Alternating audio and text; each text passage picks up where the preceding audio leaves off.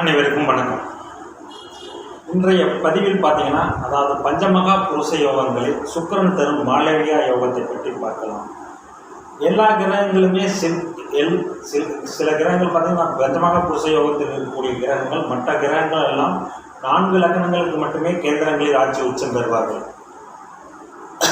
அதாவது குரு தரும் ஹம்சவாகட்டும், சனி தரும் சசயோகையாகட்டும், செவ்வாய் தரும் ருசக யோகம் ஆகட்டும், எல்லாமே பார்த்தீங்கன்னா புதன் தரும் பத்திர யோகம் ஆகட்டும், இது எல்லாமே 4 லக்னங்களுக்கு மட்டுமே கேந்திரங்களில் ஆட்சி உச்சம் பெறுவார்கள்.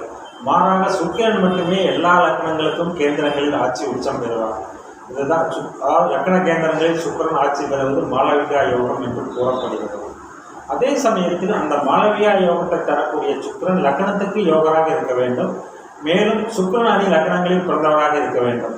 அதாவது மேச லக்னத்திற்கோ சிம்ம லக்னத்திற்கோ விருச்சிக லக்னத்திற்கோ மாளவியாவும் பெரிய யோக பலன்களை செய்யாது.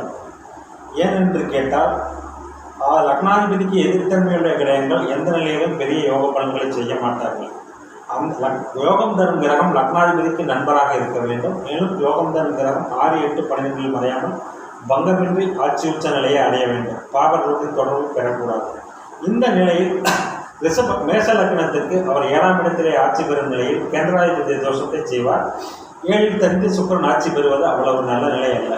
ரிஷப லக்னத்திற்கு அவர் லக்னத்தில் ஆட்சி பெறுவது மிக மேன்மையான அமைப்பு. லக்னத்தில் ஆட்சி பெறும் நிலையில் லக்னாதிபதி லக்னத்திலே ஆட்சி பெறுகிறார் என்ற நிலையில் மாளவியா யோகமும் தசையில் மிக சிறப்பாக செயல்படும். அதாவது நல்ல ஆசைகள் அனைத்தும் பூர்த்தியாகி நல்ல நிறை வாழ்வு வாழ்வார். அதே சமயத்தில் மிதுன லக்னத்திற்கு பார்த்தீங்கன்னா அவர் 10ஆம் இடத்தில் ஆட்சி உச்சம் பெறுவார். 10ஆம் இடத்தில் கேந்திரங்களில் ஆட்சி உச்சம் பெறும். மிதுன லக்னத்திற்கு அவர் ராஜயோகாதிபதி என்பதால் 2 ஆதிபத்திய விசேஷம் உள்ள கிரகம் என்பதால் அவர் 10ஆம் இடத்தில் ஆட்சி பெறுவது மாளவியா யோகத்தை சிறப்பாக தரும். ஆனால் மாளவியா யோகத்துடன் சம்பந்தப்படும் கிரகம் மாளவியா யோகத்தில் இருக்கும் சுக்கிரனுடன் வேறு கிரகங்கள் இணையக்கூடாது. சுக்கிரன் தனித்துவமான கிரகம். அவர் எந்த கிரகத்துடன் இணைவது அவ்வளவு நல்ல நிலை அல்ல. அவர் மீனத்திலே நீசபுருவுடன் இணைந்தாலும் யோகம் பங்கமாகும். சூனிய பல தரும் என்பதால் கடக லக்னத்துக்கு பார்த்தீங்கன்னா அவர் 4ஆம் இடத்திலே அதாவது மூலத்திரிகோண வழியில் இருப்பார். என்ன இருந்தாலும் கடக லக்னத்திற்கு அவர் 11ஆம் வீட்டிற்கு 6இல் மறைந்து தனது பாதகி 6இல் மறைந்து 4இல் உச்சமாவதால் மாளவியா யோகம் நடக்கும். இருந்தாலும் சுக்கிரன் நிலைகளைப் போல யோகங்கள் நடக்கிறார். அடுத்ததாக சிம்ம லக்னம். சிம்ம லக்னத்திற்கு 10ஆம் இடத்திலே ஆட்சி பெறுவார். 10ஆம் இடத்திலே ஆட்சி பெறுவது மிக நல்ல நிலை அல்ல. கண்டிப்பாக தனது தசையில் கேந்திர தோஷத்தை தந்து நிலையான வாழ்வு நிலையான தோன்றவற்றை கெடுக்கும் நிலையிலேயே அவர் அமைவார்.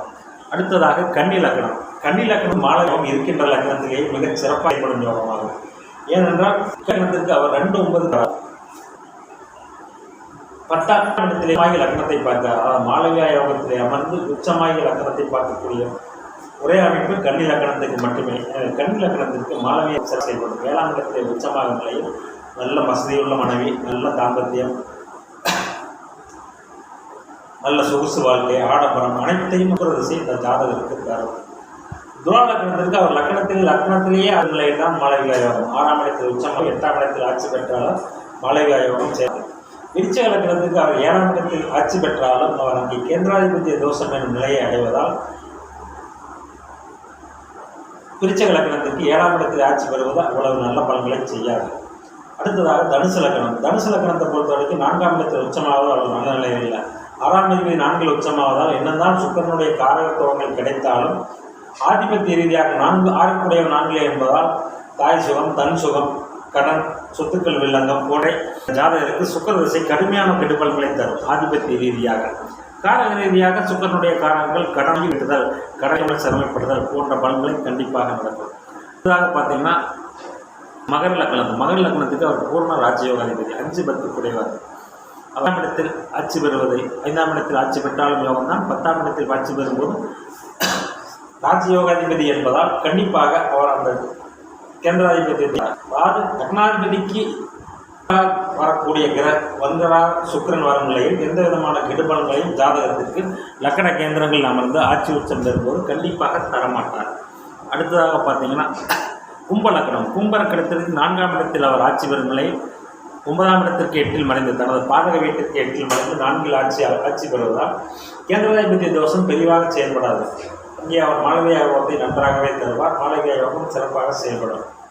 அடுத்ததாக பார்த்தீங்கன்னா மீன லக்னம். மீன லக்னத்துக்கு அவர் லக்னத்திலே உச்சம் பெறுவது ஒரு சிறப்பான அமைப்பு தான். ஏனென்றால் லக்னத்தில் ஒரு உச்சகிரகம் இருக்கும் நிலையில் ஜாதகருக்கு ஆடம்பர விஷயங்கள், நல்ல வாழ்க்கை துணை, ஏனென்றால் 7ஆம் வீட்டை சுக்கரன் பார்ப்பார், நல்ல வாழ்க்கை துணை போன்ற விஷயங்கள் நடக்கும். அவர் 8ஆம் வீட்டில் ஆட்சி பெறுவது கண்டிப்பாக கெடுபலன்கள் தசையில் நடக்கும். எனவே அனைத்து லக்னங்களுக்கும் கேந்திரங்களில் ஆட்சி உச்சம் பெறும் கிரகம் சுக்கிரன் மட்டுமே. அதே சமயம் குரு அணி லக்னங்களில் பிறந்தவருக்கு பெரிய யோக பலன்கள் சுக்கிர தசையில் நடக்காது. அதாவது யோகங்கள் கட்டுக்குள் தான் இருக்கும்.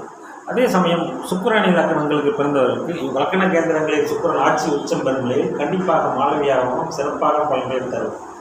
எனவே மாளவியா யோகம் எல்லா லக்னங்களுக்கும் எல்லா நிலைகளிலும் பலன் தராது. மேலும் லக்னாதிபதி வலுவிற்கு ஏற்பட்டால் யோகம் செயல்படும். லக்னாதிபதி கெட்டிருக்கும் நிலையில் மாளவியா யோகம் என்பது வெறும் பெயரளவில் தான் இருக்கும்.